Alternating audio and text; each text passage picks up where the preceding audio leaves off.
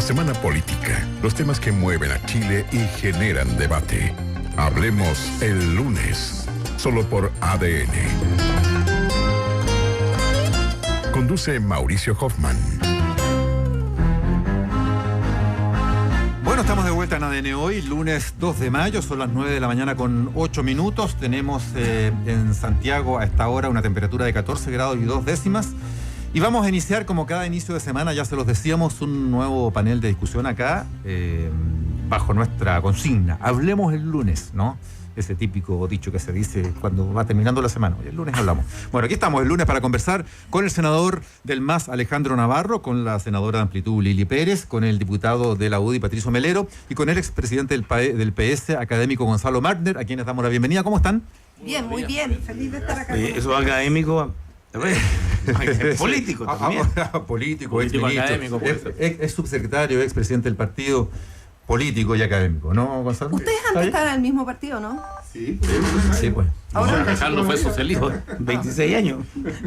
Pero ahora no. ¿Cuánto tiempo tiene el MAS ya? 5 años. 5 años ya. Y hoy con un nuevo dirigente, pero le estábamos preguntando ahí justamente por el comité político que viene, ya no está yendo a los comités políticos, Alejandro Navarro dejó la presidencia del partido. Así es. Y así que lo tenemos aquí en un juego completo. Bueno, hay harto que conversar, Mauricio. Mucho, esta semana, y quiero partir justamente por la reforma laboral, el escenario que quedó dando bote ahí, ¿no es cierto?, que dejó en suspenso esta reforma luego del fallo del Tribunal Constitucional. No conocemos el contenido del fallo, pero sí la dirección del fallo, que simplemente detuvo, ¿no es cierto?, y paró una componente fundamental de la reforma como es la titularidad sindical y la extensión de beneficios de alguna manera. El gobierno está en un dilema, lo hemos comentado desde que esto se conoció hasta hoy día mismo en la mañana. Se está conversando a esta hora en el Palacio de la Moneda porque hay consejo de gabinete. En cualquier minuto les advierto que podemos tomar contacto con la sede de gobierno por si sale el consejo y hay alguna declaración ahí de la presidenta o de los ministros, porque lo que se espera justamente es una definición: veto presidencial, que puede tener distintas formas o modalidades, o ley corta, una nueva legislación que no con la premura del veto pueda discutirse para salir del entuerto en el que quedó la reforma laboral. A ver, parto por los que están en el Parlamento, y partiendo por la Cámara, que es la de origen, diputado Melero. ¿Usted qué esperaría desde la oposición que ocurriera? Porque el gobierno va a insistir en tratar de restablecer al máximo lo que se perdió en la reforma laboral. Mira, a mí me gustaría que el Consejo de Gabinete de hoy día en la mañana, más que estar viendo cómo sale del tema la reforma laboral, estuviera preocupado del tema más grave de la semana, que fue el altísimo aumento del desempleo. Me ha llamado profundamente la atención que están distraídos en la reforma laboral y no están viendo las cifras de desempleo sobre un 9% y con una proyección, Mauricio, de aumento de la cesantía en el país muy grave. Y no veo reacción. Pareciera ser que el tema del desempleo es un tema secundario y debería pasar a ser prioritario. Hecha esa salvedad, yo creo que el camino no es el del veto. Porque le van a pasar dos cosas al gobierno. Una primera, que el plazo se le vence el 7 de mayo para presentar un veto. Y el fallo del Tribunal Constitucional va a salir el 9, es decir, presentarían un veto sin conocer el contenido en detalle del fallo del Tribunal Constitucional. Yo creo que lo que debería hacer el gobierno es incorporar a la reforma laboral aquellas materias que el Tribunal Constitucional rechazó por ser inconstitucionales y aprobar el proyecto de ley con esas modificaciones. Tienen que arreglar como 10 artículos que tienen incidencia en el tema de la titularidad y en algo de la extensión de beneficios, y después presentar una ley corta, llámenla como quieran, digamos, para plantear, obviamente espero ahora sí, dentro de la Constitución, porque, déjame hacer tu comentario, las mayorías que la nueva mayoría tiene en el Parlamento sirven para todo, pero salvo para pasar por sobre la Constitución y la ley, ¿no? Ese es el elemento que tienen que tener presente, y yo espero que vayan por este camino y no por el del veto. Eso último, en todo caso, da la impresión que estaría zanjado porque la propia presidenta dijo el fallo, claro, no lo compartimos, pero se acata. Y la propia ministra Rincón eso también... todos los gobiernos. Los fallos que no le gustan. Claro. Y zanjó también el tema por cualquier duda que pudiera haber en cuanto a que obviamente no se puede insistir en lo mismo que ya se vetó. Senador Navarro, ¿cómo lo ve usted desde la nueva mayoría? Mira, yo creo que la UDI va a insistir en fortalecer la resolución del Tribunal Constitucional. Hoy día está reunido el comité. Hoy día está reunido el comité político. No tengo ninguna duda que la comisión política de la UDI está exactamente lo mismo, pero del tono contrario. Están reunidos para ver cómo evitan que vía decreto, vía veto, cualquiera sea el instrumento del gobierno, el fallo del tribunal queda firme. Creo que el fallo del tribunal viene a confirmar de que este derecho constitucional de la negociación colectiva que se buscaba fortalecer, porque lo que queremos es que haya una negociación con poder para los trabajadores, no es que haya sido limitado, se diluye en esta, porque el convenio 83 y el convenio 97 de la OIT señala que los grupos negociadores solo pueden actuar cuando no hay sindicato constituido. Eso es lo que los convenios internacionales que Chile ha firmado son de que cuando no hay cuando no hay sindicato, los grupos negociadores pueden hacerlo. Y hoy día el Tribunal Constitucional confirma que tiene el mismo poder. Y por tanto es un desincentivo a la sindicalización. Yo espero que hagamos el debate de fondo, que es que con esta constitución moribunda se agota el tema de pretender hacer reformas parciales.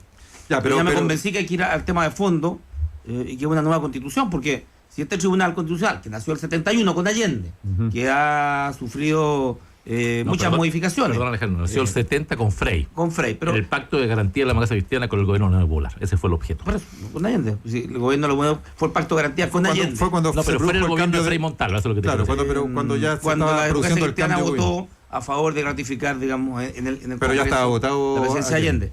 Pero yo creo, cuando yo voté en contra de Letelier, el exdiputado Letelier de la UDI, fíjate que me encontré en la más absoluta soledad.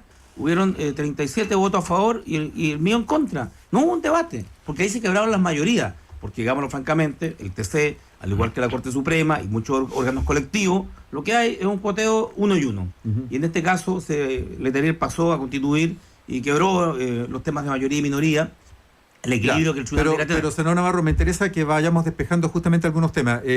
Claro, usted plantea la importancia entonces de reformar la Constitución, pero eso es un camino más largo. Lo mismo inmediato. Claro, lo inmediato, porque también otros dicen, bueno, que la CUT y otros organismos recurran a la Comisión Interamericana de Derechos Humanos. Lo conversábamos hace un rato con la directora Lorena Fríes del INDH. Pero o sea, que también son caminos largos. Mientras tanto, ¿qué pasa con la reforma? Esa es la pregunta. A ver, yo creo que el veto tiene sus complejidades, la ha planteado Patricio en torno a cómo se redacta el veto si no conocemos el fallo de manera definitiva. Entonces, yo creo que el gobierno tiene que abrirse al debate con los involucrados, con los incumbentes, y ver cómo enfrentamos este tema, y no de manera separada. El Ejecutivo no puede actuar disociado de los trabajadores ni de sus parlamentarios. Yo espero que el comité político no se sienta todopoderoso para tener una única opinión. Hay que hacer un debate más amplio de cómo proceder. Lo que ha pasado, si bien es legal, es grave desde el punto de vista de la legitimidad. Ya. Y eso es lo que se ha puesto a prueba ahora, y yo espero... O sea, ¿usted también se inclinaría por un proyecto de ley nuevo? Bueno, el gobierno puede presentar nuevas indicaciones y veamos... Más que indicaciones. Bueno, nuevo, ¿no? Es que el veto sería las indicaciones en el fondo. Es que el veto es el único camino. El único camino, ya estamos en una etapa casi final. Claro. Y si abrimos un proyecto nuevo y se le pone discusión inmediata, estos son 3 días, la discusión inmediata es que se discute ya ahora. Y eso podría generar un debate importante que revele frente a la ciudadanía y los trabajadores posiciones, porque en esto yo diría que EOPL, RN y la UI están pasando piola, ¿no? Porque al final siempre se habla de que el tribunal falló, pero falló porque hubo un conjunto de parlamentarios de la UDI que fue y apeló al Tribunal Constitucional. Sí, claro. Bueno, tiene que haber acuerdo, senadora Pérez. De fondo y de forma. De fondo, esta reforma laboral no es una reforma laboral, es una reforma de carácter sindical para la dirigencia sindical. Nosotros en Amplitud hemos dicho muchas veces, nosotros somos partidarios de la libertad en materia de afiliación sindical. Por lo tanto, a nosotros nos parece que debe haber libertad. Nosotros tenemos muchos dirigentes sindicales en Amplitud y a nosotros nos parece que los trabajadores y trabajadoras deben afiliarse libremente, voluntariamente. Cuando un proyecto de ley o la reforma que presentó el gobierno, el Ejecutivo, lo que te hace en la práctica, obliga a que los trabajadores se afilien a un sindicato, pues si no, no van a tener ninguno de los beneficios ni mejoras que tiene el resto que están afiliados a un sindicato. Entonces, la práctica te está obligando a estar en un sindicato. Eso es el tema de fondo. Ahora, si el gobierno quiere ejercer un veto, está en todo su derecho. La Constitución le da este mecanismo del veto. Son hasta 3 vetos que puede ejercer un gobierno durante su mandato. Este gobierno no ha ejercido ninguno durante su mandato, por lo tanto está en todo su derecho. Nosotros no le tenemos ningún miedo a que un gobierno ejerza su derecho a veto.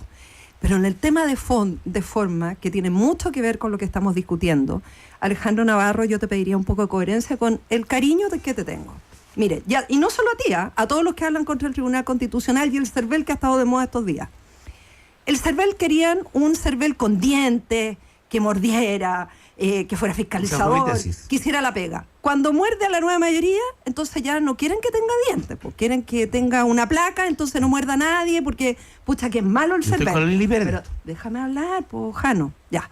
Después, yo fui la única que no voté por tu destitución cuando tus compañeros de la nueva mayoría te echaron al agua en el Senado por el Corpesca, y que tú tenías harta razón porque había cohecho en el caso Corpesca. Bueno, eso es otro tema. Entonces, ¿qué es lo que pasó? Entonces ahora cuando el CERVEL muerde a un grupo, entonces todos alegan los mordidos. En el caso del Tribunal Constitucional, perdón, esto no es un tema que uno tiene que decir, mira, esto es herencia de la dictadura. Primero, porque no es de la dictadura militar la creación del Tribunal Constitucional. Segundo, todos los países del mundo o tienen Tribunal Constitucional para verificar la constitucionalidad de sus leyes o tienen Corte Suprema que dirime de igual manera la constitucionalidad o la presidencia de sus leyes. Por lo tanto, eso todos los países lo tenemos. En tercer lugar, este propio Tribunal Constitucional también han recurrido parlamentarios de la concertación. 15 veces. Por ejemplo, la píldora del día después, cuando la UDI, a mi juicio, equivocadamente fue a recurrir, que yo estuve en contra, el Tribunal Constitucional no les dio la razón. Cuando de nuevo la Alianza fue a recurrir contra la ley antidiscriminación, que yo obviamente la voté a favor, por eso estamos en amplitud, también les dio en contra. Y la última vez que fue la Alianza a recurrir contra el cambio que hicimos al sistema electoral binominal, que yo ya estoy cabreada de este binominal, porque hay medios de comunicación, salvo ADN Radio, entre otros medios, que todavía creen que el mundo es binominal, es blanco-negro, es extrema derecha, extrema izquierda. Entonces van y también fueron al Tribunal Constitucional y les dio en contra la razón. Entonces el Tribunal Constitucional, uno no puede aplaudirlo cuando le va bien y atacarlo cuando le va mal y decir, entonces hay que cambiar la Constitución porque fue mal. No, el Tribunal Constitucional, el propio presidente del Tribunal Constitucional, que es el señor Carmona, que es de la nueva mayoría, es militante demócrata cristiano, él mismo dijo, respeten al Tribunal Constitucional, el propio ministro de Interior. Entonces yo lo que pido es coherencia. Las instituciones, con esto termino esta parte de la intervención, las instituciones están viene otra parte ahora. Obvio, para respetarlas, Mauricio, para respetarlas, nos guste o no nos gusten los fallos. Y en el caso de la reforma laboral, yo creo que el gobierno cometió muchos errores en la tramitación y por lo tanto, si quieren ejercer el veto, están en su derecho a hacerlo. Ya, pero ahí es donde se plantea, como planteaba el diputado Melero y también el senador Navarro, hay un tema de tiempos, de estrategia legislativa. No, yo creo que el veto ya no va. Ya estamos sobrepasados por el tiempo. Ya no vaya, sí. Ya, y ahí en eso fue Osvaldo Andrade, presidente de su partido, Gonzalo Marder, quien planteaba también ya estos días de que el veto no, y mejor era una ley corta, una legislación en el fondo que partiera sin la premura. ¿Usted está de acuerdo con eso? Más bien sí. Ahora, convengamos que probablemente quienes nos están escuchando están entendiendo poco sobre el fondo del asunto. ¿Cuál es el fondo del asunto? Todavía no está el fallo escrito, pero aparentemente la idea de que solo pueden negociar, de que cuando hay sindicatos no puede haber grupos negociadores, porque muchos empleadores lo que hacen es trabajar para que se disuelva el sindicato o pierda afiliados y de ese modo poder negociar, ¿no es cierto?, con grupos negociadores que en realidad son gente más bien proclive a los dueños de la empresa. Ese es el problema. Entonces aquí hay un problema de desigualdad profunda en la relación laboral. En ese sentido, Lili, que esto venga a fortalecer al sindicato, ¿cómo no va a tener que ver con lo laboral? Pero por favor, esta discusión es absurda. Perdón, estoy hablando yo. Esta cosa es absurda. No es una legislación laboral, una legislación sindical, pero es una legislación que, entre otras cosas, tiende a fortalecer a los sindicatos para que la relación laboral esté equilibrada. Dicho lo cual, hay un problema de fondo, Mauricio. El artículo 5 de la actual Constitución, tal como se plebiscitó en el 89, establece que Chile se obliga a respetar todos aquellos tratados internacionales vigentes. Hay, entre ellos, algunos de la OIT que tienen ese estatus, que incluye la cuestión de la titularidad, las leyes no la titularidad exactamente, pero que no puede haber representación, digamos que el sindicato tiene que tener la potestad suficiente y por tanto que estos grupos negociadores no deben ser o tener el mismo nivel de jerarquía que un sindicato. El fondo del asunto, recuerdan que en los temas de derechos humanos finalmente la Corte Suprema dijo sí, las convenciones de Ginebra son las que valen, no la ley de amnistía. A ese punto, es válido. Porque en ese sentido yo escuchaba a Patricio Melero, me pasó muchas veces cuando tenía que ir al Parlamento, y dice, el Parlamento no puede hacer cosas ilegales, pero ¿cómo hace cosas ilegales si hace la ley, pues hombre? A lo más puede hacer cuestiones inconstitucionales. No, bueno, ya, ok. Lógico, pero lo que pasa es que a mí me tocaba reformar la Constitución. Y me decía, lo que estaba haciendo es inconstitucional, pero ¿cómo hacer inconstitucional si justamente estamos reformando la Constitución? Esta Constitución, en materia constitucional, tiene un problema de composición y de quiénes pueden apelar y a propósito de qué a la cuestión de la constitucionalidad de las leyes. Porque insisto en que ese es un tema que, claro, que está en el marco ahora de la discusión constitucional, pero en el intertanto habrá que hacer otra cosa. Sin perjuicio que en paralelo empiecen a correr acciones. ¿Sabe, Mauricio? Es que en el intertanto, en mi opinión, el gobierno lo que deberá hacer es decir, mire señores, el Estado de Chile está obligado a cumplir legislaciones internacionales que forman parte de tratados y que no es una cuestión de que podamos discutir, y en consecuencia debe hacer el planteamiento fuerte al Parlamento, yo creo que a través de un nuevo proyecto de ley, para insistir en este punto y señalar que es una obligación del Estado de Chile, porque si no incumple los tratados internacionales, porque creo que ahí está planteado el problema y creo que ese es el error profundo. Los tribunales constitucionales pueden ser útiles o no, pero también se equivocan, y en este caso se equivocó profundamente. ¿Usted imagina un escenario en el que el gobierno pudiera insistir en la titularidad sindical con ese argumento? Yo creo que sí. Yo creo que, Mauricio, que no. Y no arriesga que se vuelva a caer en el tribunal. Bueno, o sea, no hay peor, y sigamos sin reforma, que la que no es se que eso, persigue. más allá de los principios de lo que cada uno quisiera, no arriesgamos quedarnos sin reforma. puede insistir al menos. Si el gobierno es majadero en esto, no les quepa ninguna duda que vamos a recurrir nuevamente al Tribunal Constitucional. Si lo que no puede hacer una mayoría, Gonzalo, es pasar por sobre la Constitución. Es que depende de qué Constitución se trate. Y además ustedes son buenos para citar. Depende de qué Constitución se trate. Esta es una dictadura de Pinochet y bueno, no tiene legitimidad. Esta es la Constitución del 2005 firmada por Ricardo. Ya la firma del Lago, pero eso no dice mucho. No, pero por favor, llega mucho y tuvo más de 130 modificaciones. Pero ustedes son buenos para citar convenio internacional. Y el Pacto de San José de Costa Rica, que establece el derecho a la vida desde la concepción hasta la muerte, ese sí que no lo consideran. Y cuando la Constitución, en la materia de la ley de aborto, no, pues que ustedes cuando la vida fueron los partidarios de la dictadura como tú, que justificaron la violación de derechos humanos. Tú estás citando acuerdos internacionales, entonces yo te cito el Pacto de San José de Costa Rica, que es clarísimo, y ese hicieron un caso omiso. Ya, pero a ver, estamos enredando. Y también quiero decir, cuando referencia histórica a la que conocemos de sobra su posición. Yo creo que el problema de fondo. Mira, yo escuché ayer a Monseñor Chomalí. Termina, Mira, yo creo que el problema de fondo que está acá es que en general la izquierda no le gustan las libertades individuales y le gustan las libertades colectivas o sociales. No le gusta la libertad en materia de educación, de que los padres puedan decidir dónde matriculan a sus hijos y si quieren pagar por un colegio particular subvencionado. Ahí hicieron una reforma educacional en que todo es colectivo y anularon esa iniciativa privada. No le gusta que los trabajadores tengan libertades individuales y creen que todo esto tiene que ejercerse exclusiva y excluyentemente a través de los sindicatos. No respetan la libertad y la esencia del trabajador. Y esta es una discusión de siempre, porque la izquierda desde el año 70, cuando se puso el Tribunal Constitucional, nunca le ha gustado el Tribunal Constitucional. Tanto es que Frey lo obligó a tenerlo en el Pacto de Garantías para enfrentar lo que era el gobierno neopopular y apoyarlo en la votación en el Congreso.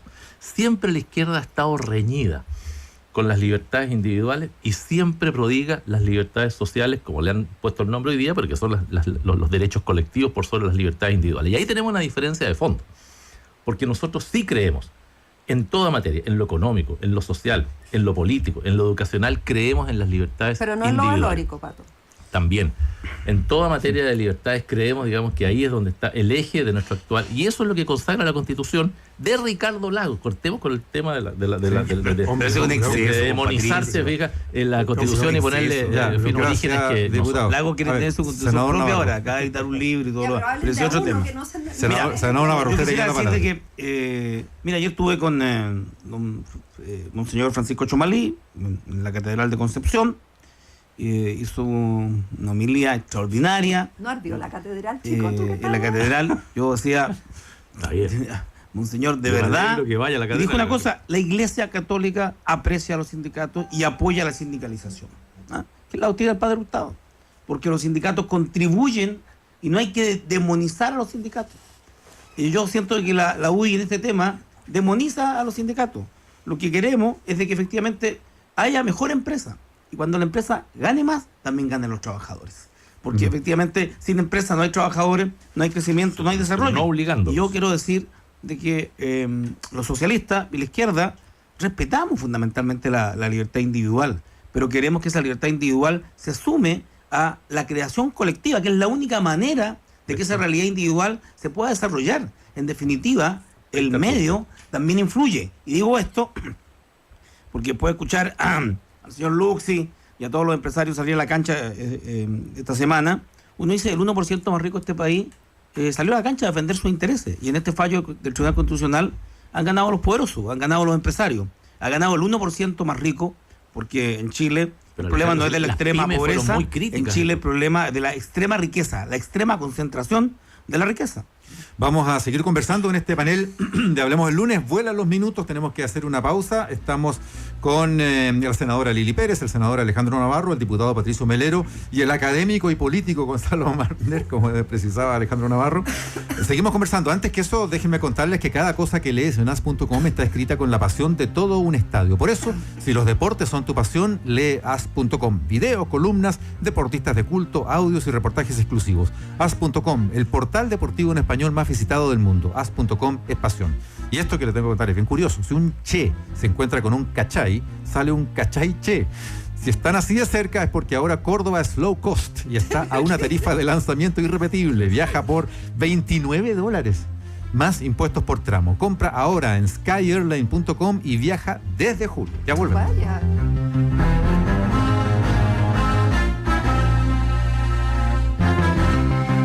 Hablemos el lunes. Hablemos el lunes. Solo por ADN 91.7. La verdad con todas sus letras.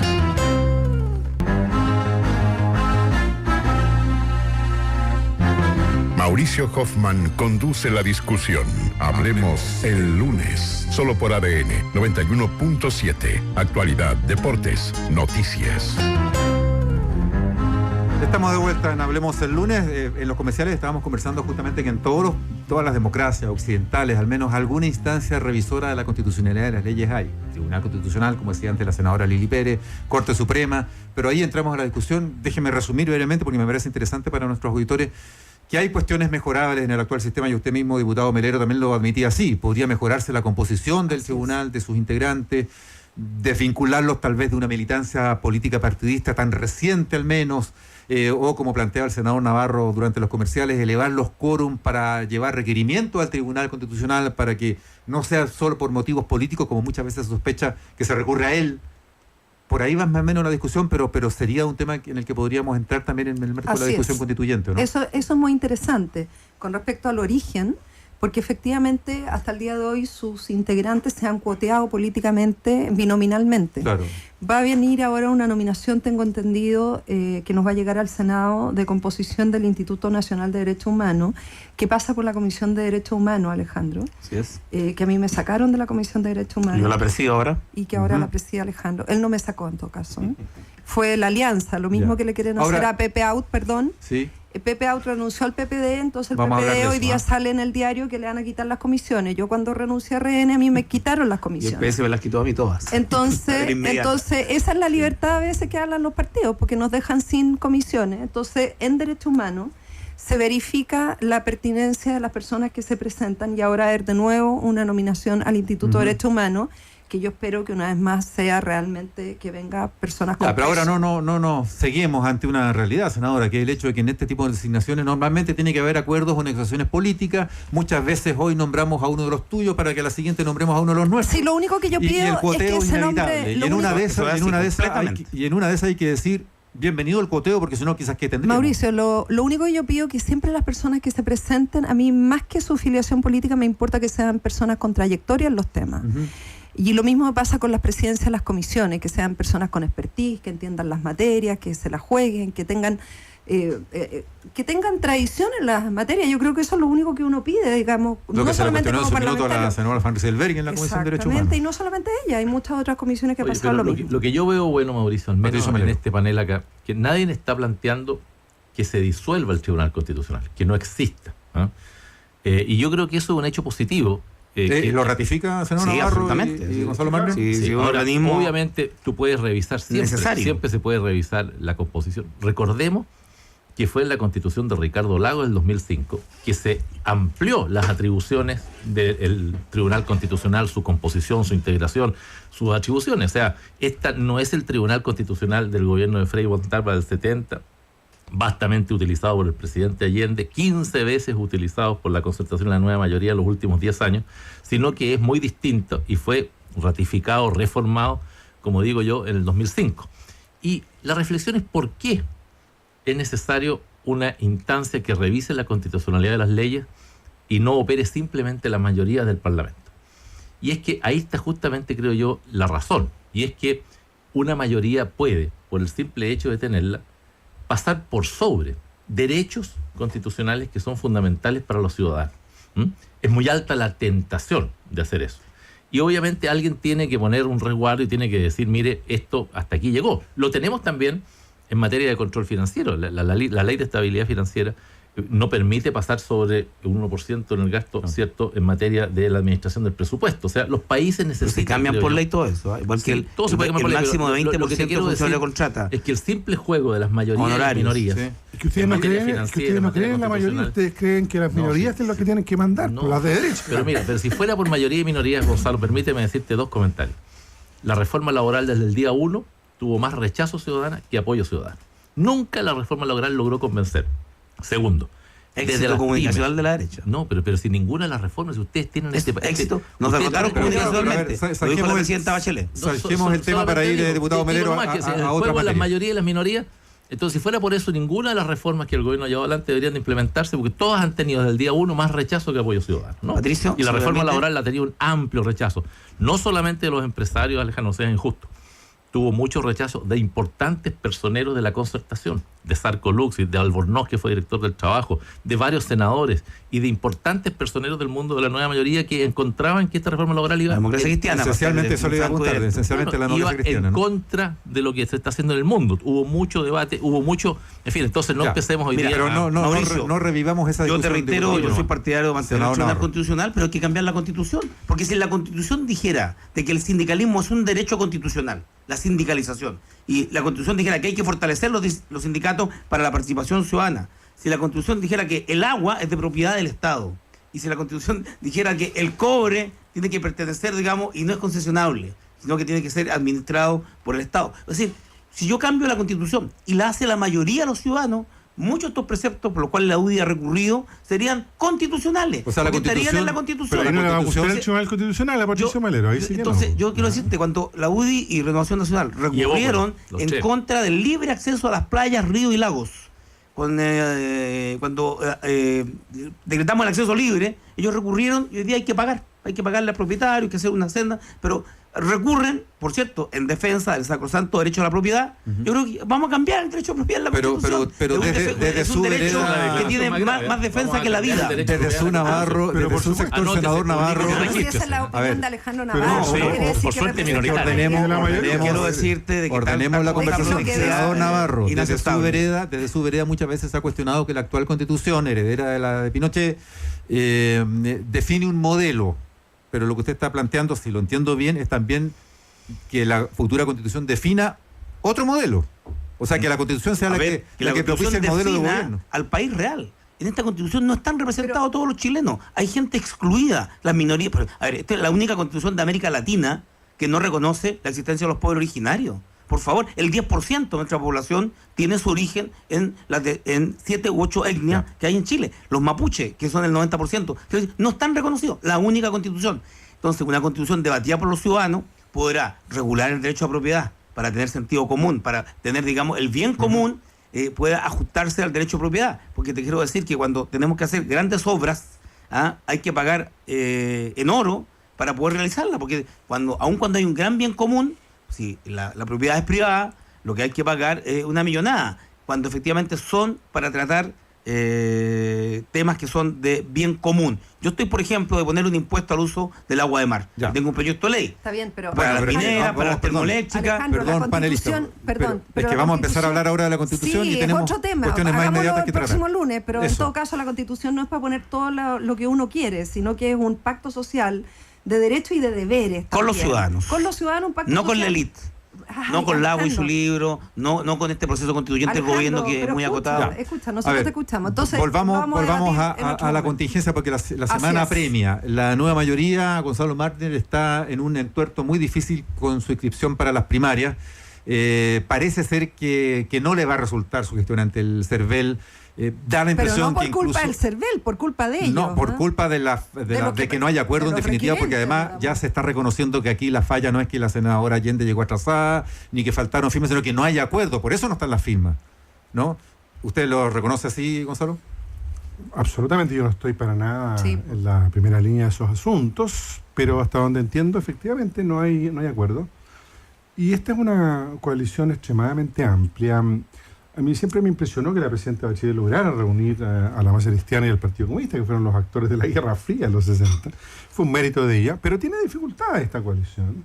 Y por eso es que yo creo que, lo hemos conversado en otras ocasiones, es probable que sea bueno que el sistema político nuestro, con el sistema proporcional que va a empezar a regir, eventualmente introduciendo, por eso que es buena esta reflexión constitucional, a lo mejor un régimen semipresidencial, en donde las coaliciones sean menos rígidas que las actuales y en donde eventualmente tal vez no haya acuerdo programático ya entre la izquierda que está en el Parlamento y una parte más cristiana, no toda, y no hay acuerdo nomás, pues si no hay acuerdo laboral, no hay acuerdo tributario, no hay acuerdo educacional, entonces se hace muy difícil. Claro. Pero sí pudiera haber pactos más transitorios y más acotados de gobierno. Es muy difícil ofrecerle a los chilenos cosas en donde los que van a llevar a cabo aquello que se ofrece finalmente no creen en ello. Entonces, usted está no solo, como quien dice, pronosticando, sino propiciando más bien un sinceramiento y una escisión de la nueva mayoría. Sí, porque en ese sentido entonces los ciudadanos van a hacer, a ver, si usted quiere educación privada en la línea de Melero, no quiere más impuestos que pague el 1% más rico,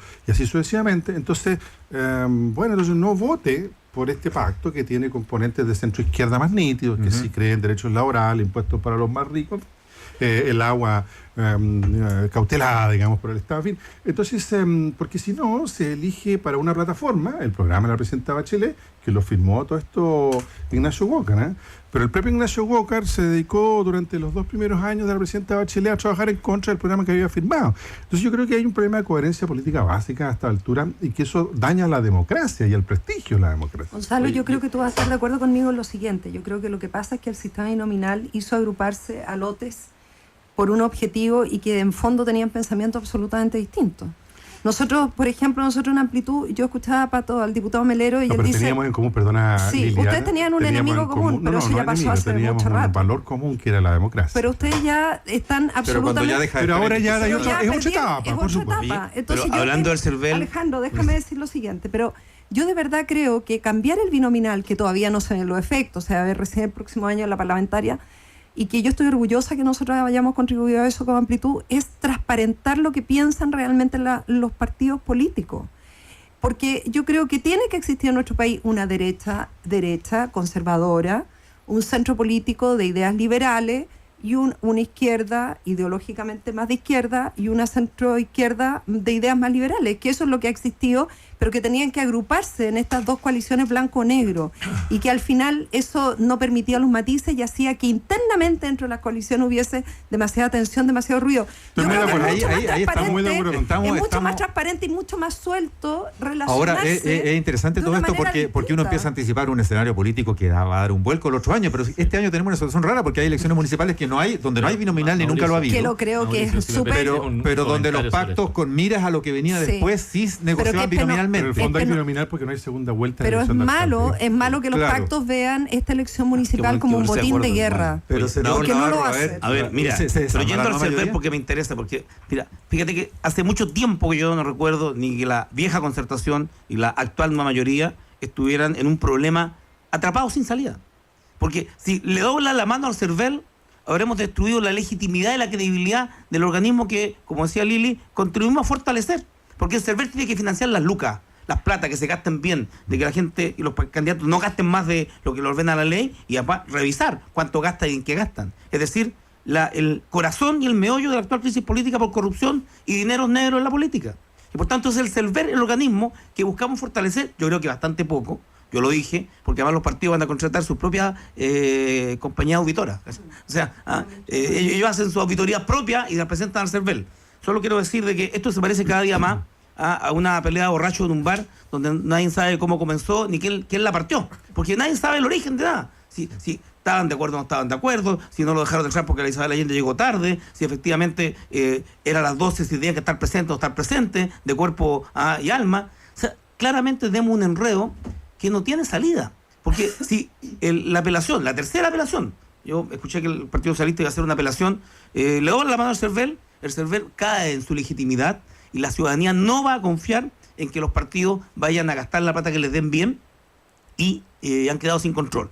Y si no pueden haber primarias convencionales, lo ha dicho Ramón Briones, Hernán Bocelay, la ley, primarias legales.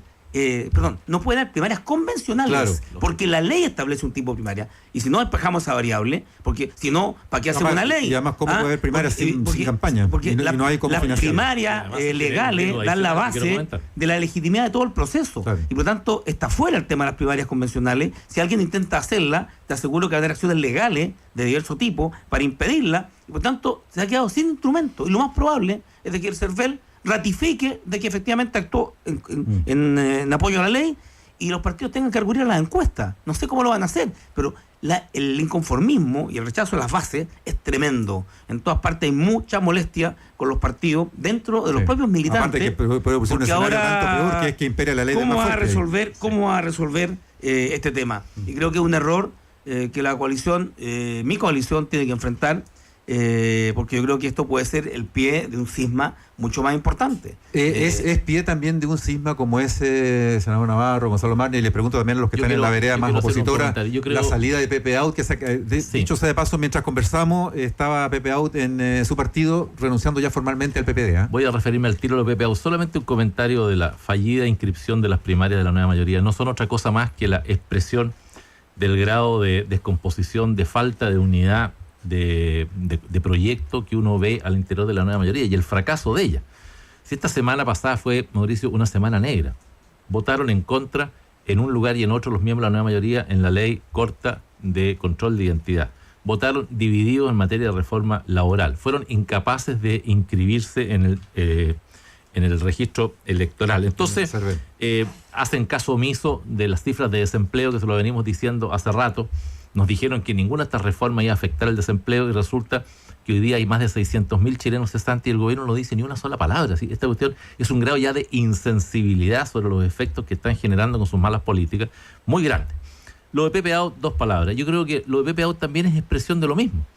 Es la insatisfacción de un dirigente muy importante, expresidente del PPD, frente a la forma como se está gobernando su partido y frente a la forma como se está posicionando ante la sociedad. Yo he escuchado hoy día en la mañana a Jaime Quintana decía, pero el PPD se define como un partido de izquierda. Yo vi los orígenes del PPD y era un partido que tenía un matiz y una diferencia con el partido socialista. Se cambiaron los estatutos. Se cambiaron los estatutos. Entonces, cuando Pepe Out dice, yo siento rabia de estar en el partido, no comparto los dichos de Quintana sobre la retroexcavadora y se siente desagradado dentro del partido, Pepe Out no se fue, lo empujaron a que se fuera.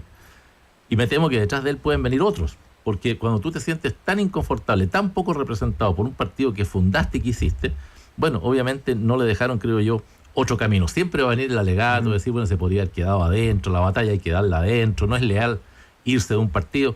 Está bien, pero todas las personas, creo yo, tienen un límite. Bueno, aquí tenemos a dos participantes en este panel que también se han ido. Mucha ropa tendida. Claro. Panel. Sí, Alejandro Navarro dejó el PS, Lili Pérez dejó RN. A ver, y ahí cerramos contigo. Es un síntoma, por algo nos hemos ido, ¿no? ¿En qué se parece, en qué se diferencia, no? La salida de Out a la de ustedes. Bueno, la mía es muy parecida. Mis ideas, no solamente las mías, también de diputados que se fueron. Nos fuimos juntos casi simultáneamente de Renovación. Yo entré siendo una niña de RN a la Juventud de Renovación a los 24 años. Me fui después de 24 años de militancia y la verdad es que fue precisamente por lo mismo, porque mis ideas liberales no tenían espacio. Yo votaba a favor la ley antidiscriminación, toda la bancada de senadores en contra y no solamente en contra, requerían al Tribunal Constitucional en contra, a favor la píldora anticonceptiva de emergencia, ellos en contra, el acuerdo de vía en pareja que impulsó el gobierno del presidente Piñera, ellos todos en contra y alegaban en contra. Entonces ya al final no era una cosa, era todo exactamente igual. O sea, había un desprecio sobre los temas valóricos de la libertad individual en que yo sentía que ya mis ideas no tenían espacio, entonces yo preferí que era mejor no estar, porque al final era una tensión infinita, ya no era el partido al que yo había entrado. Yo entré a la política sin pituto, no soy hija de políticos, no vengo de ese mundo y por lo tanto todo el camino que yo he tenido en la política lo he hecho gracias a la gente que me apoya. Yo no soy un invento en la política, nunca me regalaron así un cupo poniéndome una galletita al lado, yo siempre he competido. Entonces, la verdad es que yo preferí que era mejor estar en un partido que realmente me representara. En el caso suyo, yo dije que renunciaba al Partido Socialista, pero no al socialismo. Claro. Sigo siendo socialista. Tuve un fuerte debate en materia de gratuidad en la educación. Tuve un fuerte debate sobre la nueva constitución y la asamblea constituyente. El partido tomó decisiones. Me acuerdo, fui derrotado. Dijimos que había que terminar con la particular subvencionada y ir a un fuerte rol del Estado. Se votó en el Partido Socialista y ganó el que se mantuviera la educación particular subvencionada. Y en materia del proceso constituyente, el tema de una asamblea constituyente fue tratada de chavista, era un tema, digamos, había que haber una crisis política para que existiera una asamblea constituyente. Y yo era partidario que hoy día hay una crisis de legitimidad, de representación y de participación. 6 de cada 10 chilenos no participan, esta es una crisis. ¿Y lo de Por Pepe, tanto, lo que hicimos fue formar otro partido. Y jamás vas a escuchar de mí, Mauricio, Gonzalo, una crítica a mi partido. Lo quiero, 26 años en el Partido Socialista, a ti te forma. Sigue diciendo mi partido. Lo que te quiero decir es de que uno tiene una matriz. Solo que hoy día creo que yo contribuyo más al socialismo desde el MAS. Desde un partido que tiene mayor libertad, que crece, que llega a un sector que el Partido Socialista se alejó definitivamente, que es el sindicalismo, que son las bases sociales, y el MAS lo constituye hoy día mucho o esencialmente dirigentes sociales. Y en lo del PPD, lo de AUT, ¿puede ocurrir? ¿Ve usted también, como decía Patricio Melero, que puede haber otras salidas? Mira, ¿no? tal vez sea la crisis de los 25, AUT se fue a los 28, yo me fui a los 26, la Liga a los 24, algo pasa después de un periodo. Yo llevo 25 y no me salgo. Pero ¿dónde te irías con Pato Melero? No hay otra. No puede ser independiente. Yo creo que lo de AUT forma parte de una reflexión amplitud personal. que no voy a ir. Nosotros somos liberales. Él es un experto Pato. electoral, yo no sé qué está pensando No Pepe AUT, pero él recibiríamos siempre ha a alguien anticipado y Sí. es de los pocos que siempre ha acertado en las proyecciones electorales. Sí, pues. Y yo siento que él siente de que en esta vuelta los partidos van a ser castigados. Yo siento de que va a haber un castigo electoral. Hay dos fantasmas, el abstencionismo y el populismo. Oye, pero Van a haber muchos populistas, van a haber muchos candidatos más. Yo apuesto entre 13 y 15 candidatos presidenciales y el abstencionismo que puede llegar al 30% y tal vez sea mejor ir Gonzalo sin Martín. partido. hace mucho hablar de las primarias, Gonzalo, ¿cierto? Palabras al Pero cierre ya, porque final estamos sobre la hora. Es nada, es lavado de imagen, porque el que tiene mantiene, eso es lo que estamos viendo en los bloques. Claro, a ver, yo creo que, insisto en el argumento. Pepe AUT es una persona que fue socialista muchos años, luego en la opción entre PPD y PS, porque nosotros primero creamos el PPD y yo fui del grupo que lo creó, ¿no es cierto?, por razones instrumentales, pero porque el Partido Socialista estaba en la clandestinidad, ¿verdad?, ilegalizado. Era ilegal. Por el partido de Melero, claro. Y entonces, en ese sentido, Pepe prefirió, ¿no es cierto?, un partido que tenía un componente liberal, como él acaba de declarar. Y yo considero que eso fue una parte de la libertad de cada cual. Yo creo que no hay nada más personal e íntimo que la adhesión a un partido, una ideología. Y además la gente, por un lado, tiene derecho a cambiar y por otro, a lo mejor el partido cambió y él ya no se siente representado en el ideario. Y por tanto yo no le daría ningún dramatismo, francamente, a este tema. Tampoco se trata que lleguemos como al caso de Brasil, donde la gente se cambia de partido alegremente por razones puramente instrumentales. Pero, en fin, yo creo que es sumamente respetable la opinión de Pepe. No creo que genere mayores trastornos. Es una decisión, creo, libre. Y que por ahora es individual nomás, ¿no ve usted otro Yo entiendo ahí? que sí, porque él mismo declaró que él tampoco estaba llamando a otros a renunciar. Digamos. Bueno, queremos agradecerle a Gonzalo Marner, Patricio Melero, Alejandro Navarro y Lili Ojalá Pérez. podemos ver el tema de Brasil. Ojalá Buena este semana programa, para todos. El golpe blando contra Dilma Los Rousseff. auditores de ADN Vienen y a 10 días ustedes, más la votación. panelistas. En Brasil. Otro tema para las próximas semanas, sin duda, a ver si los tenemos de vuelta por estos micrófonos. Muchas gracias a todos. Buen lunes. Muchas gracias a todos. Buen lunes. Muchas gracias a todos. Buen lunes. Muchas gracias a todos. Buen lunes. Muchas gracias a todos. Buen lunes.